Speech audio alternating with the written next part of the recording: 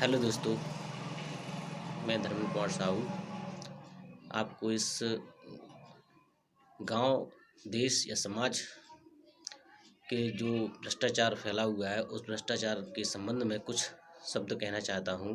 जिस प्रकार से भ्रष्टाचार हमारे गांव, देश, समाज को खोखला कर रहा है, ये मान लीजिए कि एक जानलेवा बीमारी की तरह फैला हुआ है, एक महामारी की तरह फैला हुआ है। इस भ्रष्टाचार ने हमारे देश को, हमारे समाज को, हमारे गांव को खोखला कर दिया है। जिस तरह से लोग सत्य के मार्ग पर तक की नहीं कर पाते और भ्रष्ट नीतियों को अपनाते हैं। जैसे उदाहरण के तौर पर किसी दफ्तर में प्रमोशन चाहिए या नौकरी चाहिए तो वह रिश्वत देकर अपना काम करवाते हैं। यह न्याय व्यवस्था के खिलाफ है। आजकल विडंबना यह है कि अगर ऐसे लोग रिश्वत लेने या देने के जुर्म में पकड़े भी जाते हैं तो रिश्वत देकर छूट जाते हैं। भ्रष्टाचार के लिए ज़्यादातर हम देश के राजनेताओं को जिम्मेदार मानते हैं, पर सच यह है कि देश का आम नागरिक भी भ्रष्टाचार के विभिन्न स्वरूप के में भागीदार है। आज भारत में भ्रष्टाचार हर क्षेत्र में बढ़ रहा है। काला बाजारी, जानबूझकर चीज़ों के दाम बढ़ाना, जिस प्रकार से ये भ्रष्टाचारी का माहौल बना हुआ है, इस भ्रष्टाचारी के माहौल ने पूरे देश और समाज को, ये मान लीजिए कि एक तरह से खोखला कर दिया है। जिस प्रकार से अपने स्वार्थ के लिए चिकित्सा जैसे क्षेत्र में भी जानबूझकर गलत ऑपरेशन करते हैं। पैसे ऐंठना, हर काम पैसे लेकर करना, किसी भी सामान को सस्ते में लाकर महंगे में बेचना, चुनाव धांधली, घूस मूल्यांकन करना, हफ्ता वसूली, न्यायाधीशों द्वारा पक्षपात पूर्ण निर्णय करना, ये सब भ्रष्टाचार के तहत आते हैं।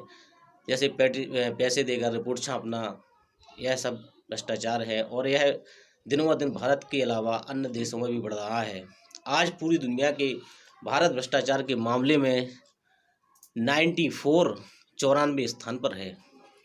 भ्रष्टाचार ने अपनी इतनी जड़ें मजबूत कर ली हैं कि लोगों की मानसिकता ही रिश्वत लेना और देना बन गया है, जबकि रिश्वत लेना और देना दोनों ही कानूनी अपराध है।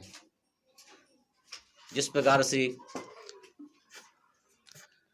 प्रकार से हाल ही में कोरोना महामारी के दौरान चिकित्सा के क्षेत्र में भ्रष्टाचार को बढ़ावा मिला है, जिससे देश कोरोना के भय में था और पैसे के कारण लोगों को कि कोरोना पॉजिटिव दिखाया गया, पैसे लेकर कुछ चिकित्सक लोगों ने कोरोना उसको एक तरह से ये भ्रष्टाचार का जीता जागता सबूत दिया है। जैसे कि अगर हम भ्रष्टाचार रोकना चाहते हैं तो एक तरीके से अगर हम चाहें तो इसको अपना सकते हैं। जब तक इस अपराध के लिए कोई कड़ा दंड नहीं दिया जाता तब तक यह बीमारी पूरे देश को दीमक की तरह ख़त्म कर रही है। लोगों को स्वयं में ईमानदारी विकसित करनी होगी और आने वाली पीढ़ी तक सुआचरण के फायदे पहुंचाने होंगे। इसलिए हम चाहते हैं दोस्तों कि हमेशा इन भ्रष्ट नीतियों को, भ्रष्टाचार की इन जड़ों को हमेशा ये सोचो कि जड़ से उखाड़ फेंकना है और हमें एक भाईचारे का माहौल विकसित करना है गांव में, समाज में, देश में। इसलिए हम चाहते हैं दोस्तों कि हमेशा देश खुशहाल रहे, गांव खुशहाल रहे, समाज खुशहाल रहे और नए नए तरक्की के आयाम छुए। नमस्कार दोस्तों, इसी के साथ मैं अपनी वाणी को विराम देता हूँ। नमस्कार।